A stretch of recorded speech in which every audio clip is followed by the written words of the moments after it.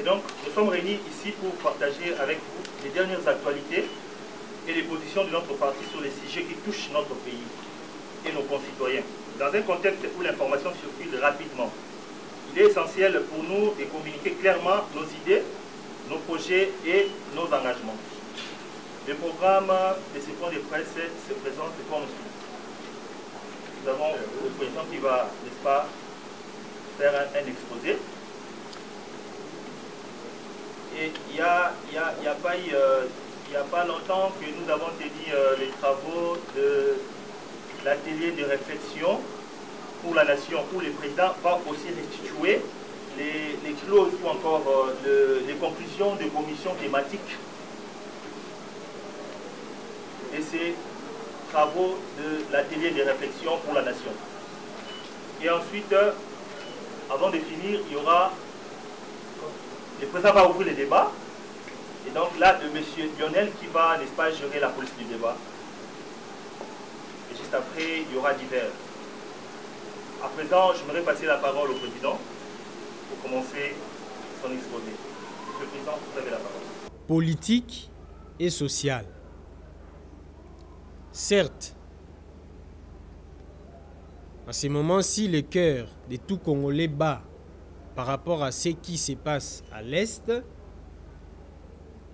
mais ce qui se passe à l'Est a impacté déjà tous les pays dans son ensemble. Alors, dans ce contexte, la base républicaine a organisé un atelier de réflexion pour la nation du 7 au 9 mars 2025, lequel atelier a réuni les experts et cadres du parti afin de réfléchir pour mettre sur pied un plan de sortie des crises que nous comptons présenter à la nation. En quoi cela consiste? Nous avons vu, plusieurs acteurs se sont exprimés sur ce qui se passe. Nous avons vu les initiatives de la SENCO et de l'ECC. Nous avons vu les initiatives du gouvernement, notamment par une activité internationale très prononcée. Il y a eu des sanctions qui ont été prises contre notre ou nos ennemis. Il y a eu des initiatives de la communauté internationale, notamment la résolution 2773, si je ne me trompe pas, qui a posé un cadre dans lequel le pays pouvait se retrouver par rapport à ses revendications. Mais toutes ces initiatives, nous constatons que ce sont certes des initiatives internationales prises sur base des revendications portées par le gouvernement congolais, mais le pays est toujours dans une situation qui ne rassure pas sur dans un futur proche. Pourquoi? Parce que le gouvernement, nous semble-t-il, en dehors de la base républicaine, nombreux peuvent être des Congolais qui constatent cela, que personne, tant du côté du gouvernement que du côté de l'opposition, de la classe politique en général, il n'y a pas un plan sur la façon dont nous pouvons sortir des crises. De cette crise, sur les plans sécuritaires, il y a la nécessité de restaurer l'autorité de l'État sur toute l'étendue du territoire. Il y a la nécessité de sécuriser nos populations à l'Est. Il y a la sécurité de rassurer nos partenaires sous-régional, régional et international. Au niveau sous-régional, régional et international, je voulais dire, il n'y a pas des initiatives qui sont présentées. Les problèmes concernent la nation. Donc, s'il y a une approche des solutions, celle-ci doit être présentée à la nation. il n'est pas les moments indiqués pour, même pour notre gouvernement, de se dire, nous avons des initiatives qu'on ne présente pas, on est en train de travailler dessus. Parce que la nation a besoin d'être rassurée. Alors, la base républicaine s'est réunie durant les 3 jours d'atelier pour dire qu'est-ce que nous pouvons apporter à la nation en termes de contributions. C'est dans ce sens que nous avons organisé des travaux autour de 7 commissions thématiques que je cite. Il y a la commission défense et sécurité du territoire. Il y a la commission thématique diplomatie et politique étrangère. La commission thématique économie stratégique de la RDC. La commission cohésion nationale et intégration citoyenne. La commission justice, bonne gouvernance et transparence. La commission réforme institutionnelle et la commission développement rural et politique agricole. Autour de ces thématiques, nous avons réfléchi et adopté un ensemble de propositions que nous avons élaborées sous forme des plans que nous appelons plans républicains pour la sortie des crises sécuritaires, sociales et politiques en République démocratique du Congo. Ces plans prennent en compte plusieurs acteurs. Ça prend en compte les acteurs d'abord institutionnels, qui sont le gouvernement, le président de la République, les Sénats, l'Assemblée nationale.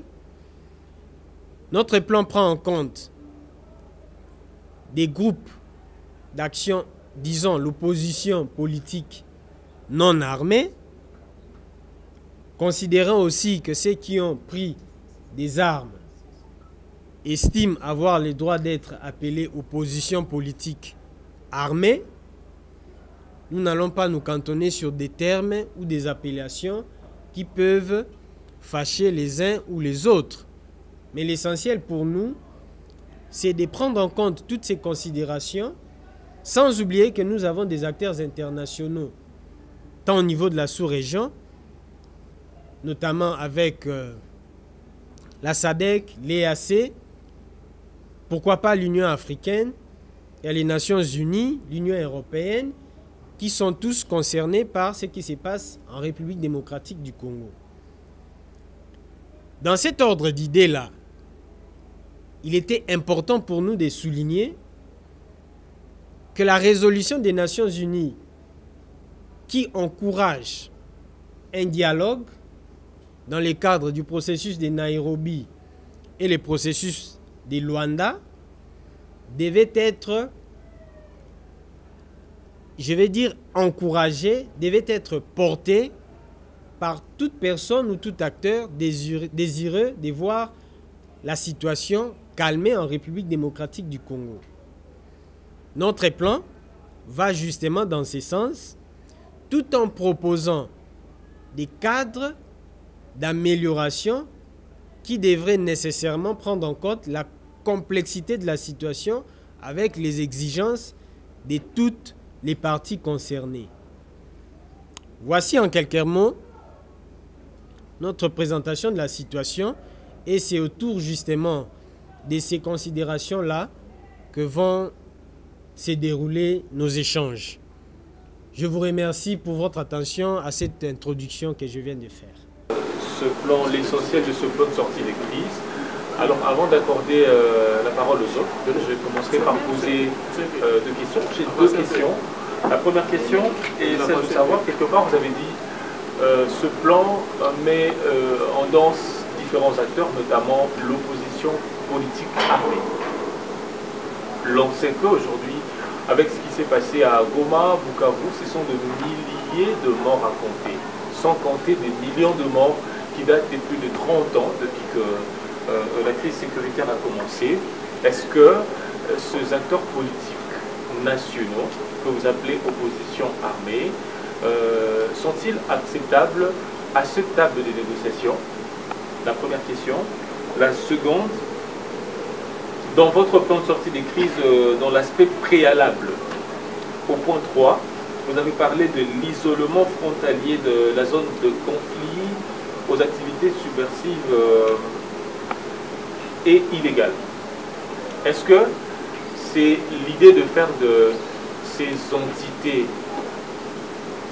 sous occupation des zones neutres pour échapper au contrôle de l'État?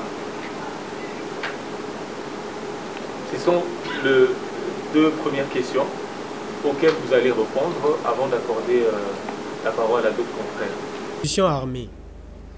En tout cas, nous insistons sur ces termes-là, politique et social. Certes, à ces moments-ci, le cœur de tout Congolais bat par rapport à ce qui se passe à l'Est. Mais ce qui se passe à l'Est a impacté déjà tous les pays dans son ensemble. Alors, dans ce contexte, la base républicaine a organisé un atelier de réflexion pour la nation du 7 au 9 mars 2025, lequel atelier a réuni les experts et cadres du parti afin de réfléchir pour mettre sur pied un plan de sortie des crises que nous comptons présenter à la nation. En quoi cela consiste? Nous avons vu, plusieurs acteurs se sont exprimés sur ce qui se passe. Nous avons vu les initiatives de la SENCO et de l'ECC. Nous avons vu les initiatives du gouvernement, notamment par une activité internationale très prononcée. Il y a eu des sanctions qui ont été prises contre notre ou nos ennemis. Il y a eu des initiatives de la communauté internationale, notamment la résolution 2773, si je ne me trompe pas, qui a posé un cadre dans lequel le pays pouvait se retrouver par rapport à ses revendications. Mais toutes ces initiatives, nous constatons que ce sont certes des initiatives internationales prises sur base des revendications portées par le gouvernement congolais, mais le pays est toujours dans une situation qui ne rassure pas sur dans un futur proche. Pourquoi? Parce que le gouvernement, nous semble-t-il, en dehors de la base républicaine, nombreux peuvent être des Congolais qui constatent cela, que personne, tant du côté du gouvernement que du côté de l'opposition, de la classe politique en général, il n'y a pas un plan sur la façon dont nous pouvons sortir des crises. De cette crise, sur les plans sécuritaires, il y a la nécessité de restaurer l'autorité de l'État sur toute l'étendue du territoire. Il y a la nécessité de sécuriser nos populations à l'Est. Il y a la sécurité de rassurer nos partenaires sous-régional, régional et international. Au niveau sous-régional, régional et international, je voulais dire, il n'y a pas des initiatives qui sont présentées. Les problèmes concernent la nation. Donc, s'il y a une approche des solutions, celle-ci doit être présentée à la nation. Il n'est pas les moments indiqués pour, même pour notre gouvernement, de se dire, nous avons des initiatives qu'on ne présente pas, on est en train de travailler dessus. Parce que la nation a besoin d'être rassurée. Alors, la base républicaine s'est réunie durant les 3 jours d'atelier pour dire qu'est-ce que nous pouvons apporter à la nation en termes de contributions. C'est dans ce sens que nous avons organisé des travaux autour de 7 commissions thématiques que je cite. Il y a la commission défense et sécurité du territoire. il y a la commission thématique diplomatie et politique étrangère, la commission thématique économie stratégique de la RDC, la commission cohésion nationale et intégration citoyenne, la commission justice, bonne gouvernance et transparence, la commission réforme institutionnelle et la commission développement rural et politique agricole. Autour de ces thématiques, nous avons réfléchi et adopté un ensemble de propositions que nous avons élaborées sous forme des plans que nous appelons plans républicains pour la sortie des crises sécuritaires, sociales et politiques en République démocratique du Congo. Ces plans prennent en compte plusieurs acteurs. Ça prend en compte les acteurs d'abord institutionnels, qui sont le gouvernement, le président de la République, les Sénats, l'Assemblée nationale. Notre plan prend en compte des groupes d'action, disons l'opposition politique non armée, considérant aussi que ceux qui ont pris des armes estiment avoir le droit d'être appelés opposition politique armée. Nous n'allons pas nous cantonner sur des termes ou des appellations qui peuvent fâcher les uns ou les autres. Mais l'essentiel pour nous, c'est de prendre en compte toutes ces considérations, sans oublier que nous avons des acteurs internationaux, tant au niveau de la sous-région, notamment avec la SADC, l'EAC, pourquoi pas l'Union africaine, il y a les Nations unies, l'Union européenne, qui sont tous concernés par ce qui se passe en République démocratique du Congo. Dans cet ordre d'idées-là, il était important pour nous de souligner que la résolution des Nations unies qui encourage un dialogue dans le cadre du processus de Nairobi et le processus de Luanda devait être, je vais dire encouragé, devait être porté par toute personne ou tout acteur désireux de voir la situation calmée en République démocratique du Congo. Notre plan va justement dans ce sens, tout en proposant des cadres d'amélioration qui devraient nécessairement prendre en compte la complexité de la situation avec les exigences de toutes les parties concernées. Voici en quelques mots notre présentation de la situation et c'est autour justement de ces considérations-là que vont se dérouler nos échanges. Je vous remercie pour votre attention à cette introduction que je viens de faire. Nous sommes dans un élan de construction d'un cadre propice à la paix. La base républicaine réitère à tout moment son attachement aux institutions de la République. Pourquoi? Parce que nous, les Congolais, nous avons voté une constitution. Cette constitution nous a permis d'avoir des institutions légitimes. Ce n'est pas intéressant pour nous, les Congolais, quand il y a un problème, qu'on remette en cause nos institutions. C'est dans ce cadre-là qu'il faut considérer la nécessité de manifester un soutien aux institutions. C'est vraiment notre essence républicain que nous soulignons.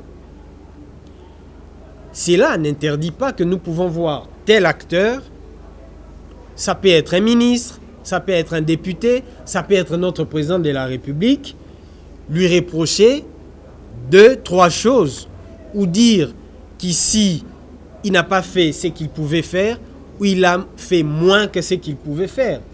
Mais nous nous attachons d'abord aux institutions. Ça, c'est le premier aspect. Le deuxième aspect, dans un élan de construction, quand le pays est en crise, on regarde quelles sont les initiatives prises par notre gouvernement et regarder à quel moment ces initiatives, ou bien dans quelle mesure ces initiatives peuvent nous aider à résoudre le problème. Parce que nous, les Congolais, nous avons installé ces institutions par des élections. Les uns vont dire que c'était des élections d'une certaine nature, mais au moins est-il que nous avons des institutions selon le principe de notre constitution. Maintenant, nos institutions ont exprimé, ont porté le combat et se sont engagées dans une démarche pour intéresser les acteurs internationaux. Les acteurs internationaux, SADC, EAC, Organisation des Nations Unies, tous ces acteurs nous recommandent les dialogues avec toutes les parties concernées. Si nous ne voulons pas de dialogue, donc nous voulons privilégier l'aspect militaire. Le problème est le suivant. Lorsque vous n'êtes pas le gouvernement et que vous êtes en dehors de l'action publique, c'est difficile pour vous d'évaluer les cadres de mise en œuvre d'une action militaire. Et comme c'est difficile d'évaluer les cadres de mise en œuvre d'une action militaire, tous les Congolais constatent aujourd'hui que ce soit nos compatriotes qui se disent de l'opposition et ceux qui se disent de la majorité, acteurs de l'union sacrée, tout ce que vous avez constaté, ça peut être les acteurs de la société civile. Tout le monde sont d'accord sur le fait qu'il faut un dialogue.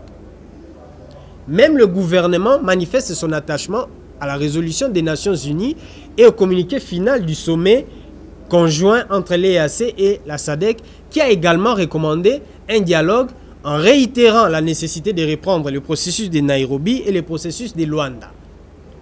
Donc, en toute responsabilité, il ne faut pas considérer qu'il y a un autre mécanisme en dehors de ces mécanismes-là. Seulement, dans quelle mesure il faut activer ces mécanismes en prenant en compte les exigences de toutes les parties.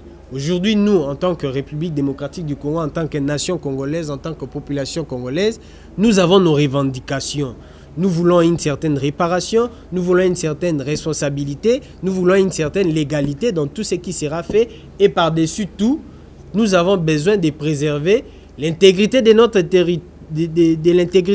territoire et d'être rassurés de l'autorité de l'État sur toute l'étendue de ces territoires-là. Donc, ce n'est pas le moment d'exclure certains acteurs. C'est ça la complexité de la situation. Maintenant, ça c'était ma réponse par rapport à l'appellation là. En toute responsabilité, nous n'allons pas dire que nous nous asseyons sur une même table avec des rebelles, quel que soit le processus de Nairobi ou de Luanda. Nous n'allons pas dire ou trouver des considérations, je vais dire sémantiques, qui ne facilitent pas la construction de cet élan du dialogue. C'est comme ça que nous avons choisi le terme opposition politique armée. Maintenant, sur votre question en ce qui concerne l'isolement de la zone des conflits, rappelons que le processus de Luanda concerne un dialogue direct entre la République démocratique du Congo et le Rwanda. Le Rwanda a des choses qu'il reproche à la RDC, qui est mon pays. La République démocratique du Congo, le peuple congolais, la nation congolaise tout entière a également des choses qu'elle reproche à la République rwandaise. Nous estimons qu'en ces moments, si nous voulons construire un dialogue responsable, puisque nos deux nations, nos deux pays sont frontaliers, puisqu'aujourd'hui, il n'est pas besoin de démontrer la participation du Rwanda dans ce qui se passe en République démocratique du Congo, nous ne voulons pas avoir l'impression que le Rwanda est en train de s'immiscer dans nos affaires. Et nous voulons également rassurer sur le fait que nous ne voulons pas des activités subversives ou illégales en RDC traversent la frontière pour aller créer l'instabilité ou l'insécurité au Rwanda. Raison pour laquelle il est nécessaire pour nous, en ces moments, quand nous nous engageons à faire un dialogue, quel que soit le cadre que nous allons choisir, de notre point de vue pour la base républicaine, le processus de Nairobi semble les plus adaptés. Il faudra un isolement de la zone des conflits par rapport aux autres pays. Pour nous, s'il y a nécessité d'obtenir que la MONUSCO dans son mandat tel qu'il est à ces jours, si ça peut être élargi à la sécurisation des frontières, pour que nous n'ayons plus la participation du Rwanda dans nos activités et que les personnes mal intentionnées qui seraient en République démocratique du Congo, quelle que soit leur nationalité, ne puissent pas ramener vers le Rwanda une certaine instabilité. En ce moment-là, chaque partie sera rassurée du fait que je suis dans mon territoire, je suis dans mes frontières, je suis en train de gérer ce qui m'appartient. C'est une solution, c'est une approche de court terme. Parce que sur le long terme, il faudra construire avec des solutions un peu plus durables. Voilà pourquoi nous avons souligné la nécessité d'avoir un isolement de la zone des conflits. Ça concerne le Rwanda, mais ça ne concerne pas les autres parties de la RDC. Ça peut concerner le Burundi également, l'Ouganda également, parce qu'on peut nous reprocher pourquoi nous voulons faire une fixation sur le Rwanda, parce que le Rwanda dira qu'il y a aussi les Burundi, il y a aussi l'Ouganda. Tout ça, ce sont des mécanismes qu'il faut réfléchir sur comment on doit mettre ça pour rassurer. L'objectif ici, c'est que si nous voulons construire un dialogue, un cadre de dialogue responsable, il faut rassurer toutes les parties, tous les acteurs. Voilà un peu la quintessence de ma réponse à votre question. Merci beaucoup, Président. Deux questions. La première, c'est de savoir comment, pendant cette période où le président de la République, c'est la seule personne qui engage tout le pays, continue à refuser un dialogue, un quelconque dialogue avec le rebelle ou les agresseurs du pays. Et vous soutenez quand même le rapport de Nairobi. Vous dites que c'est le mieux à faire pour maintenir la paix dans l'est de la RDC. Comment vous pouvez nous expliquer le fait que vous soutenez les actions du chef de l'État, mais vous n'êtes pas d'accord sur les points de passer au dialogue avec le rebelle Jean Koto, alors que le chef de l'État continue de refuser? Et la seconde question est celle de savoir, nous parlons de la crise sécuritaire, bien que cela perturbe tous les secteurs du pays, mais cela n'empêche pas que nous puissions aussi réfléchir sur le développement des autres secteurs, à part la sécurité ou... Alors, le gouvernement actuel a été en place depuis un certain temps, nous avons vu comment ça évolue, nous remarquons que c'est juste une partie de ministres qui excellent, si je peux le dire ainsi, et d'autres ministres, on ne connaît même pas leur nom, on ne sait pas ce qu'ils font, on ne sait pas des bilans. Alors le président a initié une idée de faire le gouvernement de l'Union nationale, justement pour trouver de pistes de solutions dans tous les secteurs pour les développements du pays. Alors quelle est votre étude par rapport à cette idée? Est-ce que le gouvernement de l'Union nationale, ça serait d'autres personnes que ceux qui sont dans le gouvernement actuel qui peuvent faire mieux que ceux qui sont dans le gouvernement actuel, ou bien ce serait la même personne qui se rend compte? Parce que si c'est la même personne, je ne sais pas qu'est-ce qu'on peut attendre de mieux d'eux. À plusieurs fois, lorsque le président de la République a eu à s'exprimer à ces sujets, refuse un dialogue direct, RDC, M23, AFC, AFC, M23, l'ordre m'importe peu.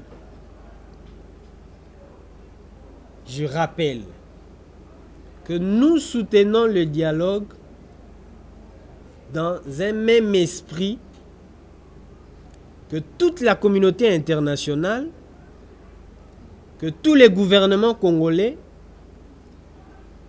que toutes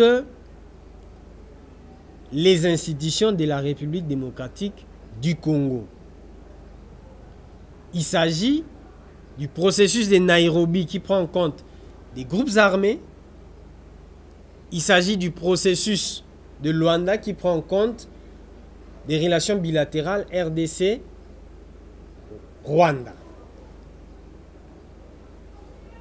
Nous n'avons pas un autre mécanisme en dehors de ces mécanismes-là. Mais nous avons vu dans l'actualité, nous avons vu la République d'Angola a pris une initiative pour ouvrir un dialogue direct entre la RDC et l'AFC M23. Qu'on se le dise, il y a des questions à se poser à ce sujet. Il faut reconnaître que la République d'Angola nous a accompagnés durant cette épreuve, si je peux le dire, durant cette période critique. Mais il faut aussi dire qu'il y a des questions à se poser. Souvenons-nous que l'Angola est membre de la SADC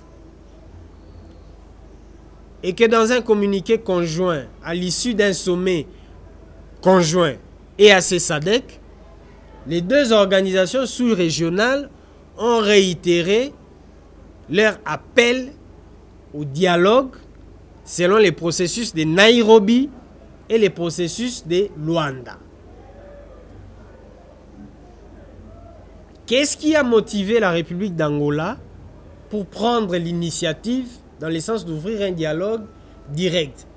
Or, un dialogue direct ne prend pas en compte et les résolutions du Conseil de sécurité et les communiqués conjoints EAC-SADC.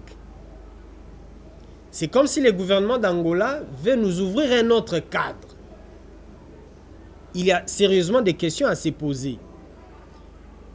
Déjà, le gouvernement congolais a pris cette approche avec moins de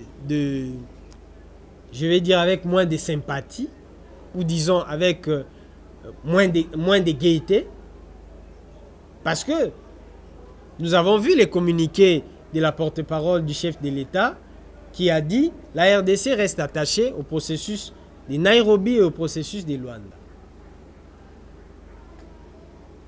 Mais nous estimons, nous la base républicaine, nous estimons que nous pouvons trouver une solution pour approcher toutes les parties. Notre pays qui est une partie au conflit, nous voulons la paix, la sécurité, la stabilité. Nous estimons qu'il ne faut pas un dialogue direct. Notre partenaire qui est l'Angola estime qu'il faut un dialogue direct. Nous estimons que nous pouvons avoir un dialogue direct dans le cadre du processus de Nairobi. Qu'est-ce que cela signifie? Le processus de Nairobi prend en compte plusieurs acteurs ou groupes armés, si on doit le dire ainsi. Il faudra trouver une solution, c'est suivant le processus de Nairobi, il faudra une solution qui appréhende toute la situation et toutes les activités de ces groupes-là. Dans ces contextes, le processus de Nairobi peut être adapté aux exigences des uns et des autres. Parce qu'on ne doit pas aujourd'hui résoudre la question avec une partie des groupes armés et les autres se disent nous aussi on veut un cadre propre à nous.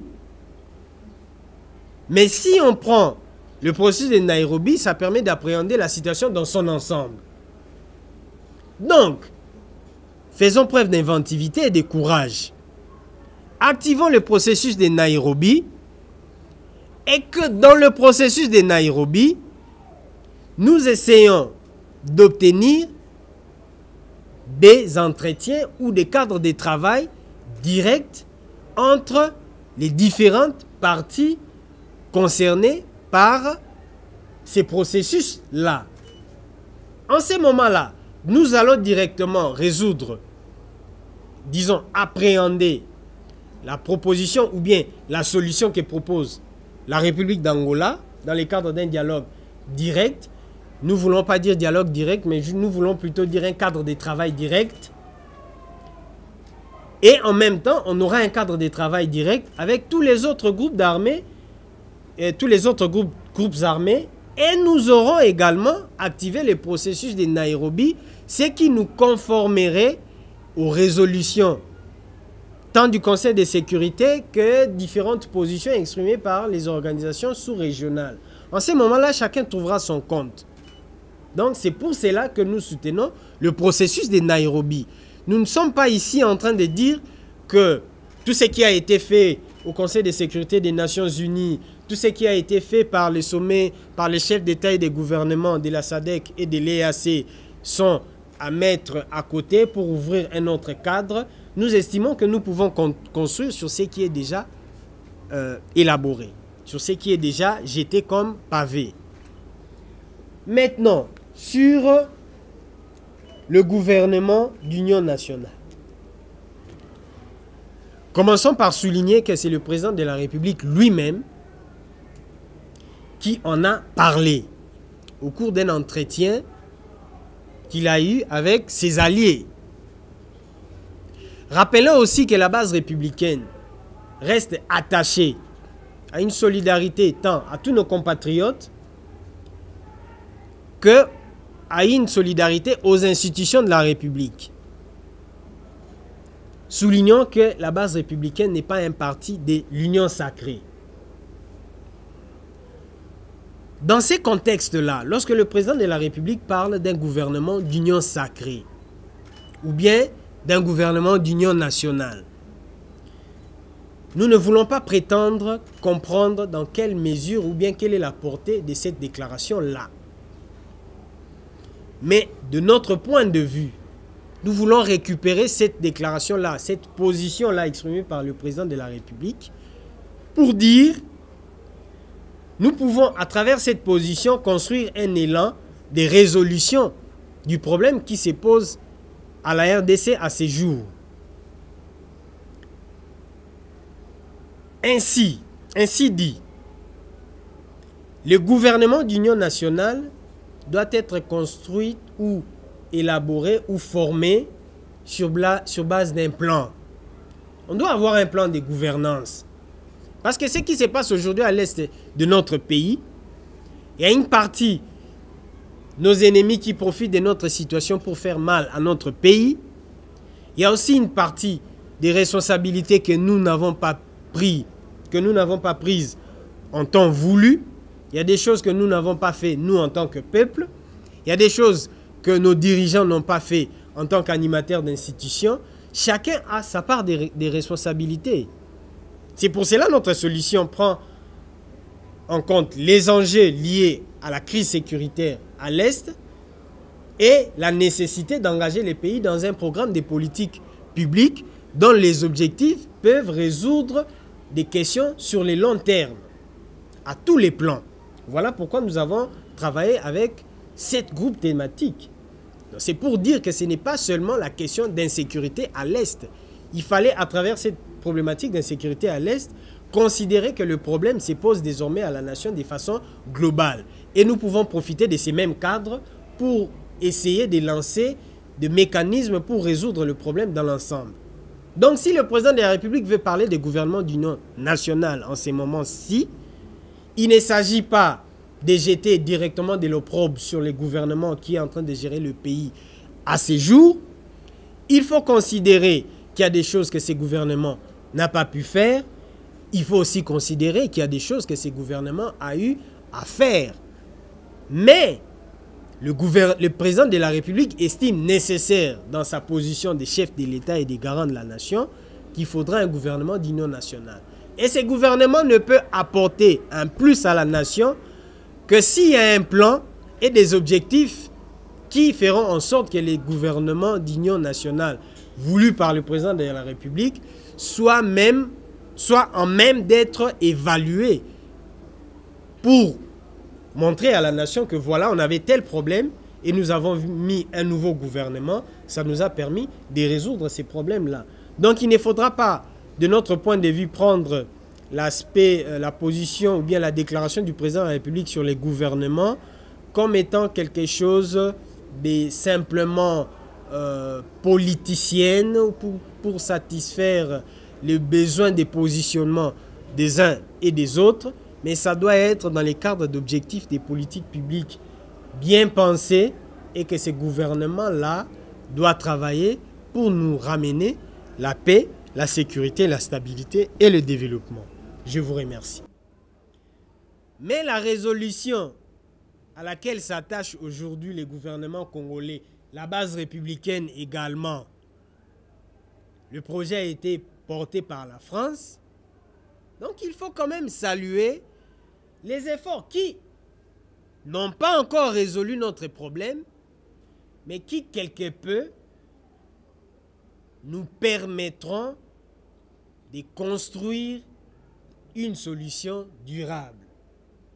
La base républicaine propose un plan qui prend en compte et l'approche adoptée par les prélats et la position exprimée par le gouvernement de la République démocratique du Congo. Je me souviens encore des discours des présidents de l'Assemblée nationale et du Sénat qui se sont exprimés dans le sens de soutenir l'effort international à ces sujets. Nous nous inscrivons dans ces cadres-là. Nous restons aussi solidaires avec nos compatriotes de l'opposition non armée, parce que, quand bien même leur approche serait différente de l'approche du gouvernement, mais ils sont aussi convaincus qu'il faut un dialogue. Maintenant, est-ce qu'il faudra forcer une partie à adopter la position de l'autre? La base républicaine estime que non. Et en plus de ces noms-là, il y a le moyen de trouver un mécanisme pour appréhender les positions exprimées par toutes les parties. Et les institutions de la République et la communauté internationale, je cite les organisations sous-régionales, les Nations Unies, l'Union européenne, et l'opposition politique non armée, et l'opposition politique non armée, et les prélats, et les confessions religieuses autres que l'Église catholique et les CC.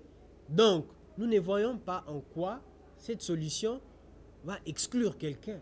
Ou nous ne voyons pas en quoi quelqu'un va se dire ou se considérer comme exclu par notre solution. Au contraire, c'est une solution inclusive. Donc, oui, nous sommes d'accord avec ce que les prélats ont proposé, mais nous estimons que dans les cadres de notre plan, leur approche a été améliorée pour prendre les positions exprimées par les autres acteurs qui ne se sont pas exprimés dans le sens du pacte social qui est aussi important pour la nation. Mais la base républicaine estime que ça doit être amélioré. La question sur l'éducation. Quand j'ai dit que je vais commencer par la question qui me semble la plus plausible, c'est parce que la problématique de l'éducation est un peu plus complexe que la problématique d'insécurité que nous avons dans notre pays.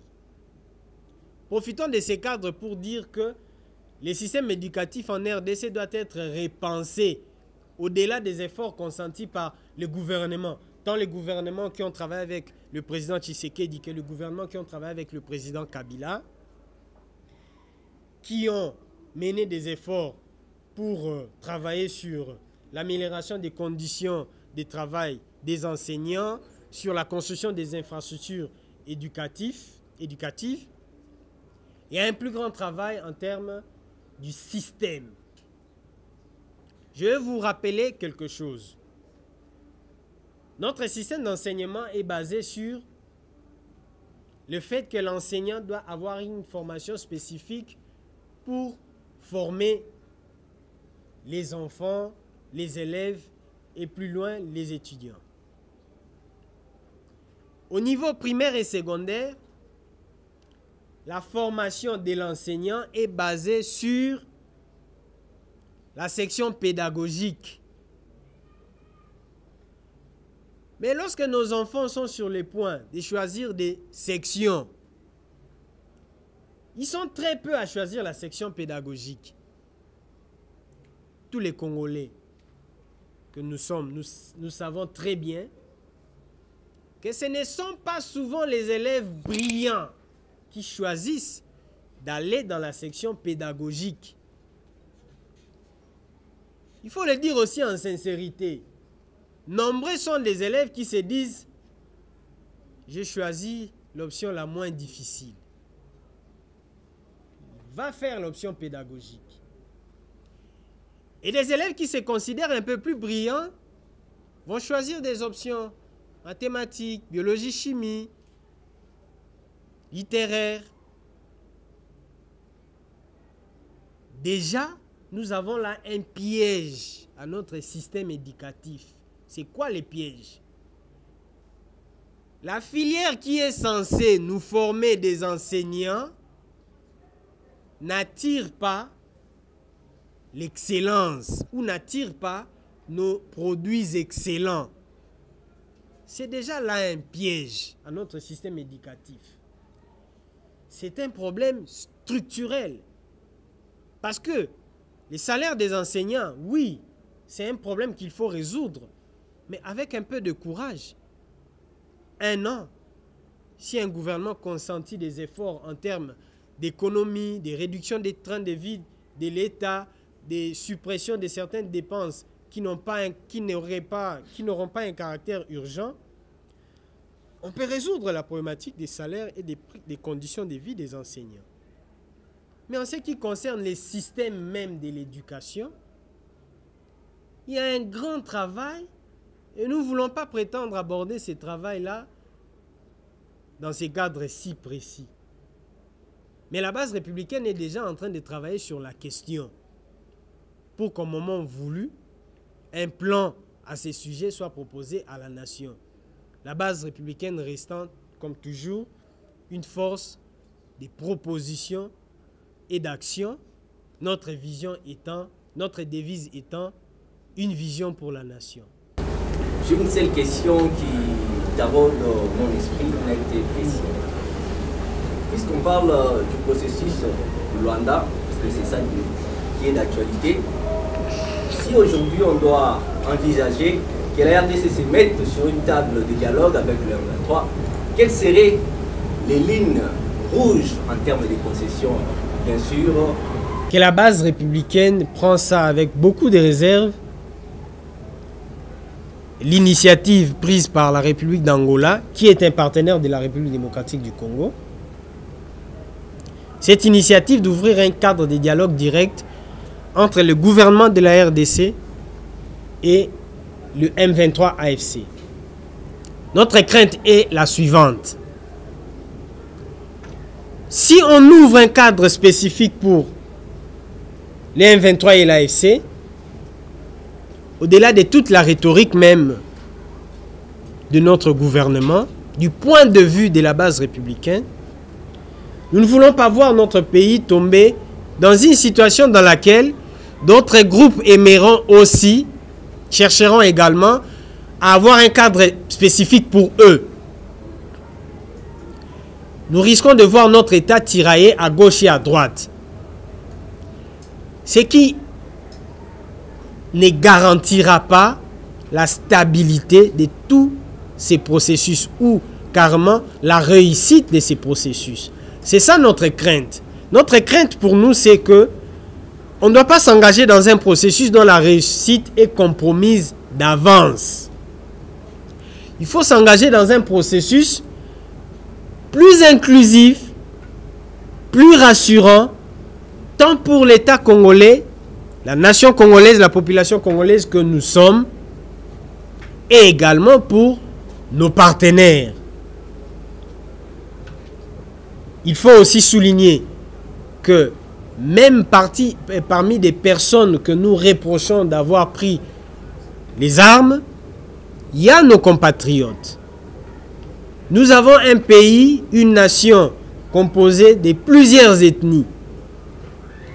Donc nous sommes dans une situation dans laquelle il faut à tout moment préserver l'unité nationale en acceptant à chaque fois que des besoins de cimenter cette unité nationale à chaque moment qu'elle serait sujette à des perturbations.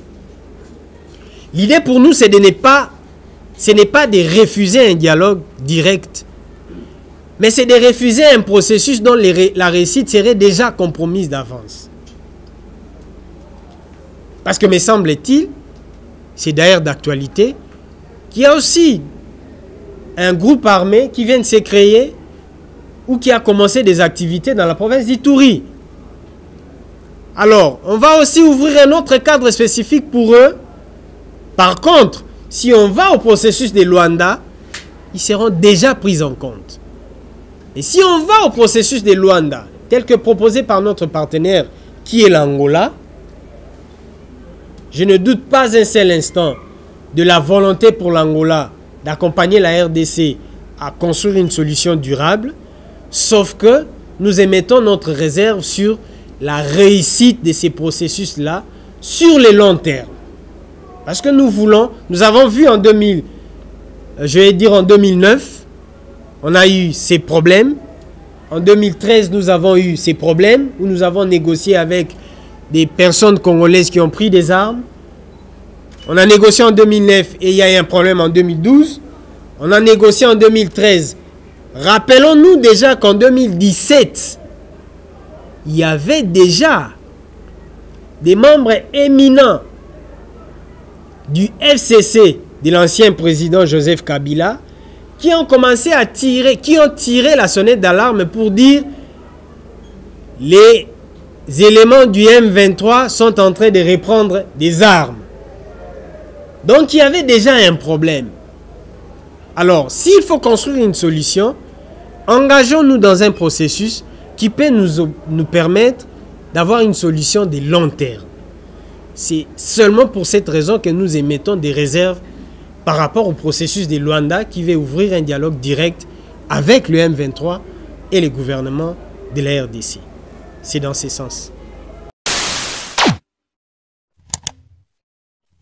Africa cool, et abena cool, Africa cool, abena cool, le quoi cool matopi. Enfin, toujours,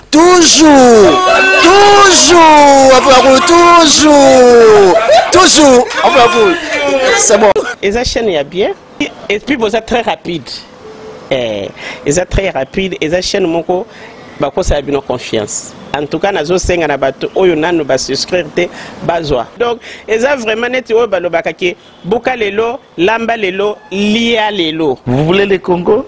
Pour que le Congo devienne cool, pour suivre les cool analyses, alors revenez et abonnez-vous massivement. Massivement. Alors, beaucoup de gens ils pensent que l'Afrique cool donne l'information en temps réel. Mais je ne crois pas cela. C'est-à-dire l'Afrique cool donne l'information en temps réel et en temps chirurgical. Si tu ne suis pas, tu as la crise cardiaque.